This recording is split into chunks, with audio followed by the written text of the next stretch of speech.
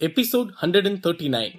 ஆதனை பற்றி ஜெயராமன் பெருமிதமாக நினைத்துவிட்டு அப்படியே தனது பார்வையை முதல் தளத்தில் இருக்கும் சோமனின் பக்கம் திருப்பினார். அங்கு சோமன் தனது புத்தகத்தை படித்துக் கொண்டே அங்கிருக்கும் சில வாரியர் லெவல் சக்தி உள்ள நண்பர்களோடு சிரித்து பேசிக் கொண்டிருந்தான். சோமனுடன் அமர்ந்திருந்த நபர்கள் பெரும்பாலும் 9வது லெவல் சக்தியில் இருப்பவர்களும் 8வது லெவல் மேக்சிமம் லெவலில் இருப்பவர்களும் தான். அதை பார்த்த ஜெயராமன், ஒரு பக்கம் என்னடானா இந்த சோமனோட ஃப்ரெண்ட் ஆதனை எல்லாரும் ஒதுக்கி வச்சு கிண்டல் பண்ணிட்டு இருக்காங்க, அப்படியே திரும்பி இன்னொரு பக்கம் பார்த்தா சோமன் கூட நிறைய ஆளுங்க சந்தோஷமா சேர்ந்து பேசி சிரிச்சிட்டும் அவனுக்கு தெரியாத விஷயங்களை சொல்லி கொடுத்துட்டும் இருக்காங்க. 2 பேரும் ஃப்ரெண்ட்ஸா இருந்தாலும் அவங்க வாழ்க்கை பாதையும் பயணமும் பழக்கமும் அனுபவமும் வேற வேறையா இருக்கு. சரி, 2 பேரும் நல்லா இருந்தா சரிதான் என்று தனக்குள் பேசிவிட்டு தனது வேலையை தொடர்ந்தார்.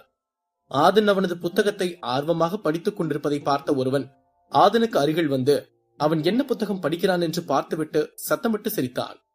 ஆதன் தலையை உயர்த்தி அவனை ஏளனமாக பார்த்து கொண்டிருந்தான். அதை பார்த்த அந்த நபர், டேய் என்னடா என்ன இப்படி ஏளனமா பாக்குற என்று திமிராக கேட்டான்.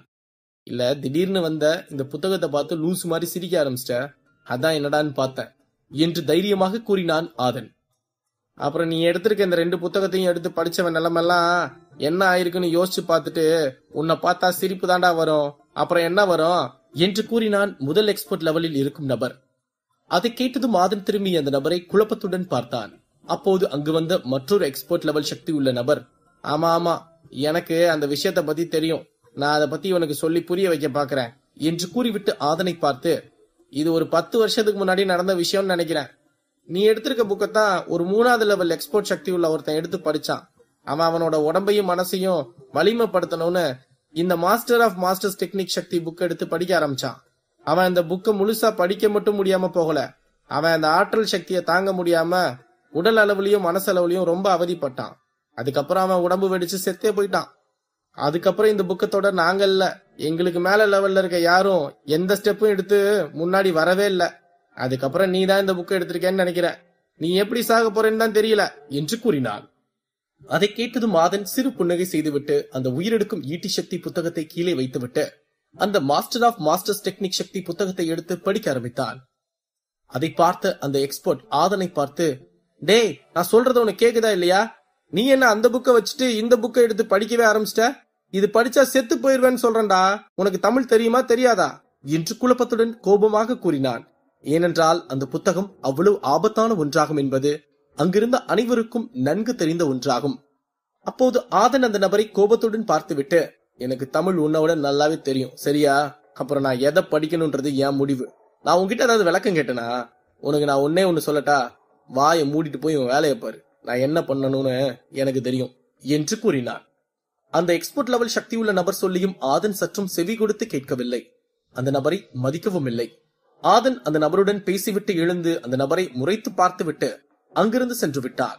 அப்போது அங்கிருந்த மற்றொரு எக்ஸ்பர்ட் லெவல் சக்தி உள்ள நபர் ஆதனுடன் பேசிய நபரை பார்த்து, என்ன மகேஷ், அவன் வார்த்தையும் உன்னையும் மதிக்காம அவன் பாட்டுக்கு போறான், நீயும் பேசாம இருக்க என்று கேட்டான்.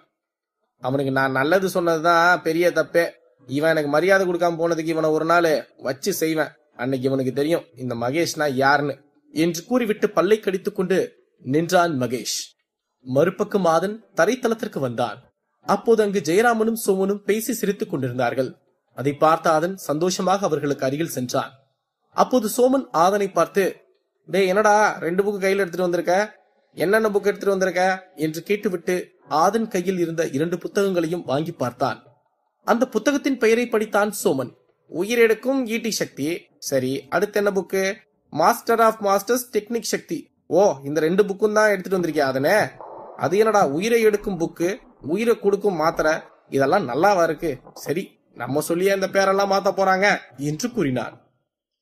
அதை கேட்டதும் ஜெயராமன் அதிர்ச்சி அடைந்தார். அவர் ஆதனை பார்த்து, அந்த 2 புக்கு தான் நீ எடுத்துட்டு வந்திருக்கியா ஆதன் என்று அதிர்ச்சி குறையாமல் கேட்டார். ஆதனும் ஜெயராமனை பார்த்து, ஆமையா, ஏன் என்னாச்சு, ஏன் நீங்க இவ்வளவு அதிர்ச்சியை கேக்குறீங்க என்று கேட்டான். என்னடா நம்ம ஆசையை எடுத்துட்டு வந்திருக்கோம், இவர் இப்படி சொல்றாருன்னு நினைக்காத ஆதன், இந்த புக்கு 2ம் ரொம்ப சக்தி வாய்ந்த புக்கு. முதல்ல உயிரெடுக்கும் ஈட்டி சக்தி புக்குல 3 லெவல் இருக்கு. அதுல முதல் லெவலே 9வது லெவல் சக்தி வச்சிருக்க முயற்சி செஞ்சா முடிச்சிடலாம். 2வது லெவல் எக்ஸ்போர்ட் லெவல்ல 2வது லெவல்ல இருக்கணும் ஆதன், அது விளையாட்டான விஷயம் இல்ல. அப்பதான் அதன் அதோட ஆற்றலை உன்னால உள்வாங்கிக்க முடியும். அப்புறம் 3வது லெவல் இது வரைக்கும் ஒரு சில பேர் தான் முடிச்சிருக்காங்க. இந்த 3வது லெவல் சக்திக்கு முயற்சி பண்ணி மாஸ்டர் லெவல் சக்தியில இருக்கவங்க கூட இறந்து போயிருக்காங்க. அந்த அளவுக்கு இது வலிமையானது. அதனால இந்த புக்கை நீ பார்த்து பயன்படுத்து. சக்தி முக்கியம்தான், ஆனா அதை விட உயிர் விலை மதிப்பில்லாத ஒரு பொக்கிஷம். புதையல தேடி போறேன்னு உன்கிட்ட இருக்க பொக்கிஷத்தை இழந்துடாத, கவனமா இரு, சரியா என்று கூறினார் ஜெயராமன். அதை கேட்ட ஆதனுக்கு அந்த 2வது தளத்தில் அந்த ஒரு சிலர் பேசியது ஞாபகம் வந்தது. ஆனால் அதை இவன் பெரிதாக மனதிற்குள் எடுத்துக்கொள்ளவில்லை. ஆனால் ஜெயராமன் கூறுவது ஆதனை பயப்படுத்தவோ அல்லது அவனை இந்த ஆற்றலை பெறவிடாமல் செய்வதற்கோ இல்லை என்று ஆதனுக்கு நன்றாக தெரியும். அதனால் அவன் அவரது வார்த்தையை தனது மனதிற்குள் ஆழமாக எடுத்துக்கொண்டான்.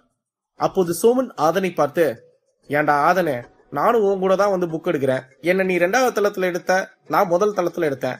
அப்புறம் நானும் சக்தி வாய்ந்த புக்கு தான் எடுத்தேன். ஆனா அதுக்கு கூட ஐயா இவ்வளவு அறிவுரை சொல்லல. ஆனா நீ எடுத்துட்டு வந்த புக்குக்கு இவ்வளவு அறிவுரை சொல்றாருன்னா இதுல ஆபத்து அதிகமா இருக்கலாம்டா. அதனால நீ இதை வச்சுட்டு வேற புக் எடுத்துட்டு வாடா. எதுக்கு இப்படி ரிஸ்க் எடுக்கிற சொல்லு என்று கேட்டான். ஆதன் பேசுவதற்கு வந்தான். அப்போது ஜெயராமன் சோமனை பார்த்து, இல்ல சோமன், அவன் இந்த புக்கை படிக்க வேண்டாம்னு நான் சொல்லல. இந்த புக்கால ஒரு ஆபத்தை சொல்லிட்டா அவன் இதை இன்னும் கொஞ்சம் கவனமா படிப்பான்ல, அதுக்காக தான் சொன்னேன் என்று கூறினார். அப்போது சோமன் ஜெயராமனை பார்த்து, ஐயா அப்ப சரிங்கயா, இந்த 2வது புக் நல்ல புக்கா இல்ல இதுலயும் ஏதாவது பிரச்சனை இருக்கா? காலையில டிவில வர ஜோசியக்கார மாதிரி எல்லா புத்தகத்தை பத்தியும் சொல்றீங்களே, இந்த மாஸ்டர் ஆஃப் மாஸ்டர்ஸ் டெக்னிக் சக்தி புக்கை பத்தியும் கொஞ்சம் சொல்லுங்க என்று கேட்டான். ஜெயராமன் சோமனை பார்த்து, ஆதன் எடுத்துட்டு வந்த உயிரெடுக்கும் ஈட்டி சக்தியை விட அப்படியே 2 மடங்கு அதிக ஆபத்தானது இந்த master of masters technique Shakti book என்று கூறிவிட்டு ஆதனை பார்த்து, ஆதன், இந்த முதல் புக்கை விட 2வது புக்கு ரொம்பவே ஆபத்தானது. அதுவும் உன் லெவல்ல இருக்க ஆளுங்க இந்த புக்கு பக்கம் போறதுக்கே பயப்படுவாங்க. ஆனா நீ தெரிஞ்சு எடுத்தியோ இல்ல தெரியாம எடுத்தியோ, இந்த புக்கு வாழ்வா சாவா புக்குப்பா. இந்த புக்கை சரியா படிச்சு முடிச்சேனா உன்னை இந்த உலகத்துல கொல்றது ரொம்ப கஷ்டமான விஷயமா இருக்கும். ஆனா நீ இந்த புக்கோட ஆற்றலை தாங்க முடியாம போச்சுன்னா உன் மரணம் அவ்வளோ ஈஸியா இருக்காது. நரக வேதனைய பார்த்ததுக்கு அப்புறம் தான் உன் உடம்புல இருந்து உயிர் போகும். நான் இதுக்கு மேல எதுவும் சொல்ல விரும்பல. ஆனா ஒரு விஷயம், அது என்னன்னா, நீ உயிர் எடுக்கும் ஈட்டி சக்திக்கு 100 மடங்கு ரிஸ்க் எடுத்து கத்துக்கணும்னா இந்த மாஸ்டர் ஆஃப் மாஸ்டர்ஸ் டெக்னிக் சக்திக்கு 1000 மடங்கு ரிஸ்க் எடுத்தாதான் இதை நீ முழுசா படிச்சு முடிக்க முடியும். இதுக்கு மேல இந்த புக்குகளை எடுக்கிறதும் வைக்கிறதும் இஷ்டம் ஆதன் என்று கூறினார். அதை கேட்டதும் சோமன் அதிர்ச்சி அடைந்தான். உயிரை பணைய வச்சு ஒரு புக்கு படிக்கணுமா என்ன என்று தனக்குள் நினைத்தான். ஜெயராமன் ஏன் எவ்வளவு பொறுமையாக ஆதனுக்கு எடுத்து சொல்கிறார் என்றால், அவர் பல வருடங்களாக இந்த நூலகத்தின் பொறுப்பாளராகவும் காவலராகவும் இருக்கிறார். அப்படி இருக்கும்போது அவர் இங்க இருக்கும் புத்தகத்தை பற்றியும் அந்த புத்தகத்தை எடுத்து படித்த நபர்களை பற்றியும் நன்றாக தெரியும். அந்த 2வது தளத்தில் ஒரு எக்ஸ்போர்ட் சொன்னது 10 வருடத்துக்கு முன்பு நடந்த ஒரு சம்பவமாகும். அதுபோல பல சம்பவங்கள் ஜெயராமன் தனது கண்முன் பார்த்திருப்பார். அதுபோல ஆதனுக்கு நடந்துவிடக் கூடாது என்பதுதான் அவரது எண்ணமாகும். இருப்பினும் ஆதன் மீது ஜெயராமனுக்கு நம்பிக்கை இருக்கிறது. ஆனாலும் இந்த 2 புத்தகங்களையும் படித்து கடந்து வருவான் என்பதில்தான் சற்று நம்பிக்கை குறைகிறது. சோமன் ஆதனை பார்த்து, மச்சான் என்னடா ஐயா என்னென்னமோ சொல்றாரு, ஐயா சொன்னதெல்லாம் நீயும் கேட்டேலடா, இதுக்கப்புறம் இந்த 2 புக்கை எடுத்து நீ படிக்கதான் போறியா என்று பதட்டத்துடன் கேட்டான். ஆதன் சிறிது நேரம் யோசித்து விட்டு, ஆமா சோமன், நான் இந்த 2 புக்கும் படிக்கணும்னு முடிவு பண்ணிட்டேன். நீ எதுவும் கவலைப்படாதடா, எனக்கு எதுவும் ஆகாது என்று சிறு புன்னகையுடன் கூறினான். அதை கேட்டதும் சோமன் ஆதனை கட்டி அணைத்துக் கொண்டான். அப்போது ஜெயராமன் ஆதனை பார்த்து, சரி ஆதன், நீ உன்னை நம்பி இந்த 2 புக்கும் எடுக்கிற, பார்த்து நல்லபடியா படிச்சு தியானம் பண்ணு. அப்புறம் தியானத்துல ஏதாவது கஷ்டமா தெரிஞ்சதுன்னா அப்பவே அதை நிறுத்திடு, சரியா என்று கூறினார். சரிங்க ஐயா. சரி, இப்போ நான் இந்த 2 புக்கை எத்தனை நாள் வச்சுக்கலாம்? இதை நான் எப்போ வந்து ரிட்டர்ன் பண்ணணும் என்று கேட்டான் ஆதன். ஜெயராமன் ஆதனை பார்த்து, இந்த 2 புக்கையும் நீ 30 நாள் வச்சுக்கலாம் ஆதன் என்று கூறிவிட்டு சோமனை பார்த்து, நீயும் நல்லா படி சோமன், அப்புறம் நீயும் புக்கை 30 நாள்ல இங்க வந்து ரிட்டர்ன் பண்ணிடணும், சரியா என்று கூறினார். இருவரும் சரியென்றவாறு தலையை அசைத்துவிட்டு ஜெயராமனுடன் சந்தோஷமாக பேசி சிரித்துக் கொண்டிருந்தார்கள். இதையெல்லாம் தூரத்திலிருந்து ஒரு நபர் கோபமாக பார்த்துக் கொண்டிருந்தான். அது வேறு யாரும் இல்லை, மகேஷ் தான். அப்போது மகேஷ் ஆதனை முறைத்துக் கொண்டிருப்பதை பார்த்த சோமன், என்ன ஆதனே, இங்க வந்து நீ யாரு கூடயும் பிரச்சனை போட்டியா? அங்க ஒரு ஆந்த கண்ணை நம்ம 3 பேரையும் கண்ணை மிக்காம பாத்துக்கிட்டு இருக்கான் என்று கேட்டான். ஆதனும் ஜெயராமனும் திரும்பி மகேஷை பார்த்தார்கள். அப்போது மகேஷ் ஆதனை நோக்கி வந்து எதிரில் நின்றான். ஆதன் சிறு புன்னகையுடன் அவனை பார்த்து கொண்டிருந்தான். அப்போது சோமன் மகேஷை பார்த்து, என்னடா எதுக்கு இப்படி வந்து நிக்கிற? என்ன சொல்லணுமோ அதை சொல்லிட்டு கிளம்பு என்று கூறினான். அதை கேட்ட மகேஷ் சோமனை முறைத்துவிட்டு அவனை அடிக்க சென்றான். அப்போது ஆதன் சோமனுக்கு முன்பு வந்து நின்றுவிட்டு, நீ என்கிட்ட பேசணும் தானே வந்த, எனக்கு நல்லா தெரியும். என்ன சொல்லணுமோ சொல்லிட்டு கிளம்பு என்று கூறினான். மகேஷ் ஆதனை பார்த்து வரட்டு சிரிப்பு சிரித்துவிட்டு, இப்பவே நல்ல வீராப்பு பேசிக்கோ, ஏன்னா இந்த புக்கை படிக்க ஆரம்பிச்சதுக்கு அப்புறம் நீ இருப்பியா இல்லையான்னு கூட தெரியாது என்று ஏளனமாக கூறினான். அதை கேட்டு சோமனுக்கு கோபம் வந்தது. ஆனால் ஆதன் அவனை தடுத்துவிட்டு, டேய், இந்த புக்கை படிச்சதுக்கு அப்புறம் என்ன ஆனாலும் நான் பாத்துக்கிறேன். அப்பயும் உன்ன மாதிரி ஒரு கோமாளி கிட்ட வந்து உதவி கேட்க மாட்டேன், சரியா? அதனால நீ உன் வேலையை பார்த்துட்டு போ. உனக்கு என்ன பெரிய மாவீரன் நினைப்பா என்ன என்று பதிலடி கொடுத்தான். அதை கேட்டதும் மகேஷிற்கு கன்னத்தில் அறை விழுந்தது போல உணர்ந்தார். அவன் ஆதனை பார்த்து, ஆமாடா, நான் உன்னை விட மாவீரன் தான். ஏன்னா நீ வெறும் 8வது லெவல் சக்தியில இருக்கவன், ஆனா நான் 1வது எக்ஸ்போர்ட் லெவல் சக்தியில இருக்கவன். உன்னையும் என்னையும் கம்பேர் பண்ணி பார்க்கவே முடியாதுடா கண்ணா. பார்த்து போ, சரியா? எங்கேயும் வாய் பேசி அடி வாங்கிட்டு போயிடாத என்று ஏளனமாக கூறினான். ஆதன் சிரித்துவிட்டு, நீ பார்த்து போடா, ஆள் பார்க்க பெரிய ஆள் மாதிரி இருந்துட்டு 1வது எக்ஸ்போர்ட் லெவல்ல தானே இருக்க, நீ ஒன்னும் மாஸ்டர் லெவல் இல்ல, அதுக்குள்ள மாவீரன் சொல்லிக்கிற. உன்ன மாதிரி தற்பெருமை பேசுற ஆளுங்கெல்லாம் மதுரை அகாடமியில இருக்கிறது இந்த அகாடமிக்கு அவமானமான விஷயம்டா என்று மீண்டும் பதிலடி கொடுத்தான். அப்போது சோமன் ஆதனை பார்த்து, அப்படி போடு மச்சான், யாரடா ஆதன் கிட்ட வாண்டடா வந்து மூஞ்சில மாட்டு சாணி வாங்கிட்டு போறது? ஏன் ஆதன், உனக்கு அப்படி யாரையாவது தெரியுமா என்ன என்று கிண்டலாக கேட்டான். அதை கேட்டு ஆதனும் சிரித்தான். மகேஷிற்கு கோபம் வந்தது. இருப்பினும் அவனால் எதுவும் செய்ய முடியவில்லை. காரணம், அவர்களுடன் ஜெயராமன் இருந்தார். அவர் முன்பு யாரேனும் சண்டை போட்டாலோ அல்லது அந்த நூலகத்திற்குள் சண்டை போட்டாலோ அவர் அந்த நபர்களை தண்டிப்பதோடு அந்த நூலகத்திற்கு வருவதற்கான அவர்களது அனுமதியை ரத்து செய்து விடுவார். நீங்க 2 பேரும் என்கிட்ட ஒரு நாள் மாட்டுவீங்கடா, அன்னைக்கு உங்களை வச்சுக்கிறேன்டா என்று பல்லை கடித்துக் கொண்டு கூறிவிட்டு அங்கிருந்து சென்றான் மகேஷ். அப்போது சோமன் ஆதனை பார்த்து, என்ன ஆதனே, ஆம்பளைங்களே வச்சுக்கிறேன்னு சொல்லிட்டு போறான், இவங்கிட்ட கொஞ்சம் பார்த்து தள்ளியே இருக்கணும்டா, இல்லனா நம்ம மேல ஒரு பை பாஞ்சிருவான் என்று கூறிவிட்டு சிரித்தான். அதை கேட்டு ஆதனும் சிரித்தான். அதன் பிறகு ஆதனும் சோமனும் ஜெயராமனிடம் சொல்லிவிட்டு அந்த நூலகத்திலிருந்து வெளியே சென்றார்கள். ஆதனுக்கு வெளியே காத்திருக்கும் அதிர்ச்சி என்ன, ஆதன் அடுத்து செய்ய போகும் விஷயம் என்ன, அடுத்தடுத்த கதைக்களத்தில் காத்திருக்கும் சுவாரஸ்யமான சம்பவங்கள் என்ன, இதை பற்றி மேலும் தெரிந்து கொள்ள பாக்கெட் எஃப்எம் உடன் இணைந்திருங்கள். எபிசோட் 140. ஆதனும் சோமனும் ஜெயராமனிடம் பேசிவிட்டு அந்த நூலகத்தில் இருந்து வெளியே சென்றார்கள். அங்கு சேரனும் தருணும் ஆதனுடன் சண்டை போட நின்று கொண்டிருந்தார்கள். அந்த இருவரும் நின்று கொண்டிருப்பதை பார்த்த சோமன் அப்படியே திரும்பி ஆதனை பார்த்து, இந்த 2 பேர் தான் இப்ப கொஞ்ச நேரத்துக்கு முன்னாடி நீ சொன்ன ஆளுங்களா என்று கேட்டான். ஆமாடா, அதுல இவன் பேரு சேரன், இவன் தான் அந்த செலியன் ராஜாவோட பையனா என்று கூறினான் ஆதன்.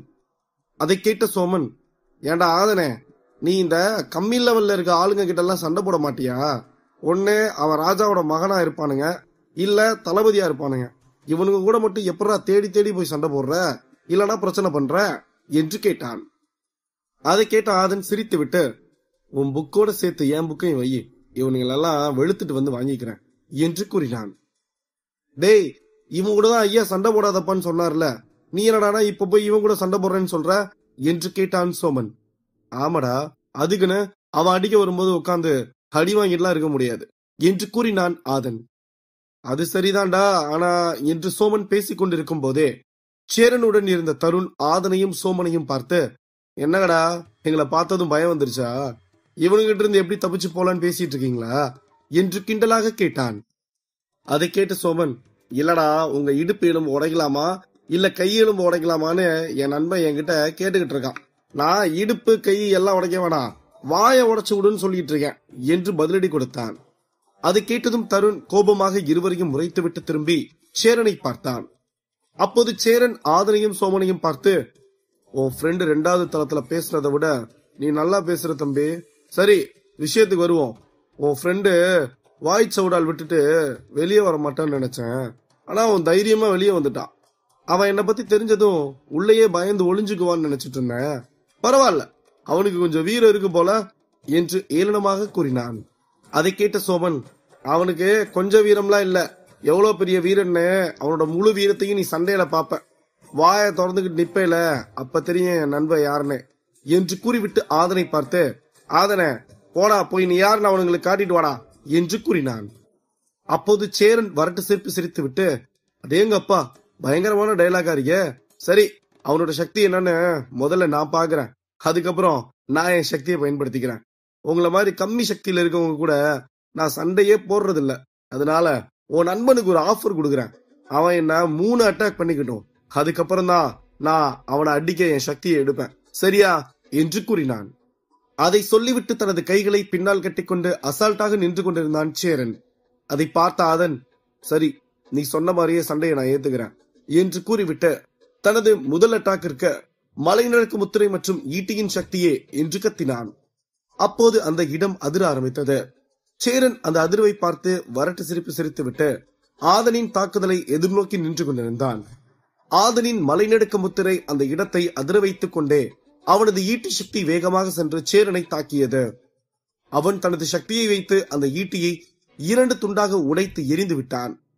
அந்த ஈட்டியை அவன் எளிதாக உடைத்தெறிந்ததை பார்த்த அங்கிருந்த மக்கள் திகைத்து போனார்கள்.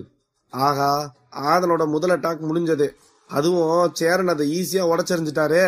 அப்ப ஆதன் இன்னும் 2 அட்டாக்ல அவர் அடிக்கணும், இல்லனா அவர் சக்தியை வச்சு ஆதனை பந்தாட போறாரு என்று கூட்டத்தில் அரசல் புரசலாக பேசிக் கொண்டிருந்தார்கள். அப்போது சேரன் ஆதனை பார்த்து, முதல் அட்டாக் முடிஞ்சது, இப்போ உன்னோட 2வது அட்டாக் என்று கூறிவிட்டு வரட்டு சிரிப்புடன் நின்று கொண்டிருந்தான். அதை பார்த்த ஆதனும் தனது 2வது சக்தியான தங்க நிறமான டிராகன் ஈட்டி சக்தியை எடுத்தான். அந்த ஈட்டி கண்ணிமைக்கும் நேரத்தில் வேகமாக சென்று சேரனை தாக்கியது. அந்த சக்தியை சேரன் தடுத்தாலும் அவன் 2-3 அடி பின்னால் சென்று நின்று கொண்டிருந்தான்.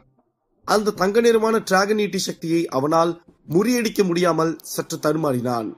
அப்போது சேரன், இந்த ஆதனு கொஞ்சம் சக்தி வாய்ந்தவனாதான் இருக்கான், ஆனா அதுக்காகலாம் அவன் நம்மளை ஜெயிச்சிட முடியாது என்று நினைத்து வரட்டு சிரிப்பு சிரித்துவிட்டு அந்த சக்தியை அப்படியே அங்கிருந்த ஒரு வெற்றிடத்தின் பக்கம் திருப்பி விட்டான். அந்த தங்க நிறமான டிராகன் ஈட்டி வேகமாக சென்று அந்த வெற்றிடத்தில் விழுந்து அடுத்த நொடி 10 வெடிகுண்டுகள் ஒன்று சேர வெடித்தால் என்ன தாக்கம் வருமோ அதுபோல அங்கு சத்தம் கேட்டது. புழுதியும் கிளம்பியது. அதை பார்த்த சேரன் பிரமித்து போய் ஆதனை திரும்பி பார்த்தான். ஆதனும் சிறு புன்னகையுடன் சேரனை பார்த்து கொண்டு இருந்தான். இந்த முறை அங்கிருந்த மக்கள், ஆதனோட 2வது அட்டாக்கும் முடிஞ்சது, இன்னும் இருக்கிறது ஒரே அட்டாக் தான் என்று கூறினார்கள். அந்த 3வது அட்டாக்கிற்கு சேரன் தயாராக நின்று கொண்டிருந்தான். இந்த முறை சேரன் ஆதனை பார்த்து ஏளனமாக ஏதும் பேசவில்லை. அவன் அமைதியாக அடுத்த அட்டாக் எப்படி வரப்போகிறது என்று கவனமாக பார்த்து கொண்டிருந்தான்.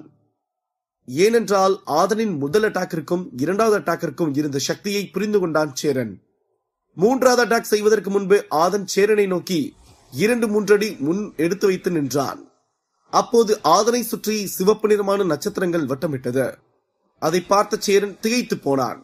அவன் மட்டுமின்றி அவனுடன் இருந்தவர்களும் அங்கிருந்த மக்களும் பேரதிர்ச்சி அடைந்தார்கள். நான் இப்படி ஒரு சக்தியை பார்த்ததே இல்லையே, இவன் என்ன மார்ஷியல் ஆர்ட்ஸ் டெக்னிக் பயன்படுத்துறான்னே தெரியலையே என்று நினைத்து திகைத்து போனான் சேரன். அப்போது அங்கு காற்று மிகவும் வேகமாக அடித்தது. அதில் அனைவரும் தங்களது கண்களை மூடிக்கொண்டிருந்தார்கள். அனைவரும் கண்களை மூடினாலும் ஆதன் அந்த காற்றுக்கு தனது கண்களை மூடவே இல்லை என்பதே அங்கிருந்த அனைவருக்கும் ஆச்சரியமாக இருந்தது. அந்த இடமே சற்று மலை மேகங்கள் சூழ்ந்தது. அதை பார்த்த சேரனும் தருணும் வானத்தை பார்த்து கொண்டிருந்தார்கள். அப்போது ஆதன் கையில் சிவப்பு நிறமான ஈட்டி ஒன்று வந்தது. அதை பார்த்த சேரன், இந்த ஈட்டிக்கு தான் இவன் இவ்வளவு சீன் போடுறானா? என்ன எல்லா ஈட்டியும் 2 கலர்ல இருக்கும், இது ஒரே கலர்ல இருக்கு, அவ்வளவுதான் வித்தியாசம் என்று நினைத்து வரட்டு சிரிப்பு சிரித்தான். ஆனால் ஆதன் வேறு ஒரு திட்டம் வைத்திருந்தது அங்கிருந்த யாருக்கும் தெரியாது.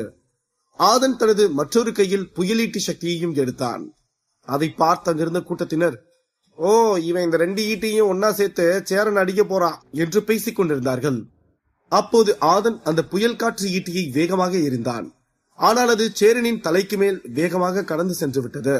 அதை பார்த்த சேரன் திரும்பி அந்த புயல் காற்று ஈட்டியை பார்த்து கொண்டிருந்தான். அப்போது சேரனின் நண்பனான தருண், டே சேரன், உனக்கு பின்னாடி திரும்பி பாடுறா என்று கத்தினான். அந்த சத்தம் கேட்ட அடுத்த நொடி சேரன் வேகமாக திரும்பி பார்க்கும் போது அந்த சிவப்பு நிறமான ஈட்டி சேரனின் தொண்டைக்கு முன்பு நின்று கொண்டிருந்தது. அதை பார்த்த சேரன் ஒரு நிமிடம் திகைத்து போனான். அவன் தடுமாறியவாறே 2 அடி பின்னால் சென்றான். அந்த ஈட்டியும் அவன் தொண்டைக்குழியில் தனது முனையை வைத்து நின்று கொண்டிருந்தது. அதை பார்த்த மக்கள், இவனோட ஈட்டி இவ்வளவு வேகமானதா? அந்த ஈட்டி சேரனை தாண்டி போனதுக்கு அப்புறம் தான் இவன் இந்த சிவப்பு நிறமான ஈட்டியை எரிஞ்சான். ஆனா அது இவ்வளவு வேகமா போய் சேரன் தொண்டைக்கிட்ட நிக்குது என்று பேசிக் கொண்டிருந்தார்கள். அப்போது சோமன் தனக்கு அருகில் இருந்த ஒருவரை பார்த்து, டேய், எதுக்குடா அப்படி வாயில கொசு போற அளவுக்கு வாயை திறந்து பார்த்துட்டு இருக்க? அப்படி அவன் என்ன லெவல்ல இருக்கான்? வெறும் 9வது லெவல் மேக்சிமம் தானே என்று கேட்டான். அது மட்டும் இல்ல, அவர் வாரியர் லெவல் ரேங்கிங் போர்டுல முதல் இடத்துல இருக்கிற ஆள்ரா என்று கூறினான் அந்த நபர். அதை கேட்ட சோமன், ஓஹோ, அதனாலதான் இங்க இருக்கவங்க எல்லாம் இப்படி ஸ்டாச்சு கேம் விளையாடுற மாதிரி அப்படியே உறைஞ்சு போய் நிக்கிறாங்களா? சரி சரி நில்லுங்க என்று கூறினான். சேரன் அந்த சிவப்பு நிறமான ஈட்டியை பிடித்து தூக்கி போடலாம் என்று அதை கையில் பிடித்தான். ஆனால் அதை அவனால் கையில் பிடிக்க முடியவில்லை. அந்த சிவப்பு நிறமான ஈட்டி அந்த பள்ளத்தாக்கில் இருக்கும் குரங்கு ஆதனுக்கு அன்பளிப்பாக கொடுத்ததாகும். அது மட்டுமின்றி அந்த ஈட்டி ஆதனை தவிர யார் பிடித்தாலும் அது நெருப்பு குழம்பில் கைவிட்டது போல சுடும் என்பது ஆதனுக்கு மட்டுமே தெரியும். மேலும் யாரேனும் அதிக கோபத்துடன் அந்த சிவப்பு நிறமான ஈட்டியை தொட்டால் அது மேலும் மேலும் தனது காட்டத்தை அதிகப்படுத்தும். அப்போது அதை பார்த்த ஆதன், நான் ஏன் தெரியுமா உன்னை கொல்லாம விட்டேன்? ஏன்னா நீ எனக்கு வாய்ப்பு கொடுத்தது என் கூட சண்டை போடுறதுக்கு இல்ல, என் சக்தியை சோதிக்கதான்னு எனக்கு நல்லாவே தெரியும். சண்டைக்கு வந்தவனை கொல்லலாம், ஆனா சக்தியை சோதிக்க வந்தவனை கொல்ற அளவுக்கு நான் முட்டாள் இல்ல என்று கூறிவிட்டு அந்த சிவப்பு நிறமான ஈட்டியை பார்த்து கை காட்டினான். அது அடுத்த நொடி ஆதனின் கைக்கு வந்தது. அதன் பிறகு சேரன் ஆதனை பார்த்து, நீ என்ன பின்னால திரும்ப வச்சுட்டு இப்படி அடுத்த ஆயுதத்தை வச்சு முன்னால கொல்ல பாக்குறது முட்டாள்தனமான விஷயமா உனக்கு தெரியலையா என்று கேட்டான். முட்டாளா நானா என்று ஆதன் கேட்டுவிட்டு சத்தமிட்டு சிரித்து விட்டு, டேய் நீதான்டா முட்டாளு, ஏன்னா நீதான் என்ன 3 அட்டாக் பண்ண சொன்ன. அதுவும் இல்லாம போர்க்கொலன் வந்துட்டா ஒரு வீரனுக்கு எல்லா பக்கமும் கண்ணு இருக்கணும்னு உனக்கு தெரியாதா? இல்ல உனக்கு அந்த மாதிரி யாரும் சொல்லி தரலையா? நான் என் சிவப்பு நிறமான ஈட்டியை நிறுத்தாம இருந்திருந்தா உன் முன்னோர்கள் இருக்க இடத்துக்கு நீயும் டிக்கெட் வாங்கியிருப்ப தெரியுமா என்று சிரித்துக் கொண்டே கூறினான். அதை கேட்டதும் சேரன் ஏதும் பேசாமல் அமைதியாக இருந்தான். ஏனென்றால் ஆதன் சொன்னது சரிதான் என்று சேரனுக்கு நன்றாக தெரியும். அப்போது ஆதன் சேரனை பார்த்து, உன்ன மாதிரி பேச்ச மாத்தி பேசுறவங்க கிட்ட பழகிறதுக்கு இல்ல, பாக்குறது கூட எனக்கு பிடிக்காது. உன்னை போன்னு சொன்னா அதுக்கு ஏதாவது டயலாக் பேசுவ, அதனால நானே இங்க இருந்து போறேன் என்று கூறிவிட்டு அங்கிருந்து திரும்பினான். அப்போது ஆதனுக்கு பின்னால் இருந்து ஒரு குரல் வந்தது. டேய் அங்கே நில்றா என்று கேட்டது. ஆதனும் திரும்பி பார்த்தான். அவனை அழைத்தது தருண் தான். தருண் ஆதனை பார்த்து, நீ எங்க இளவரசரை அவமானப்படுத்திட்டு தப்பு தப்பா பேசிட்டு போவ, அதெல்லாம் நான் பார்த்து கேட்டுட்டு சும்மா இருக்க, நான் என்ன சொம்பையா என்று கோபத்துடன் கேட்டான். அதை கேட்ட ஆதன் சிறு புன்னகை செய்துவிட்டு நின்றான். அப்போது சோமன் தருணை பார்த்து, இப்ப நீ என்ன சொல்ல வர்ற? அதை சொல்லிட்டு கிளம்பு, சும்மா சம்பந்தம் இல்லாம டயலாக் எல்லாம் பேசிட்டு இருக்காதரா, சரியா? உன்ன மாதிரி பல பேரை பார்த்த வேண்டாம் என் நண்பன் என்று கூறினான். தருண் சோமனின் வார்த்தையை சற்றும் செவி கொடுத்து கேட்கவில்லை. அவன் ஆதனை பார்த்து, நீதானே எங்க இளவரசர் கூட சண்டை போட்ட, இப்ப நான் சொல்றேன், நீயும் நானும் சண்டை போடுவா, வந்து முன்னாடி நில்லு என்று கூறினான்.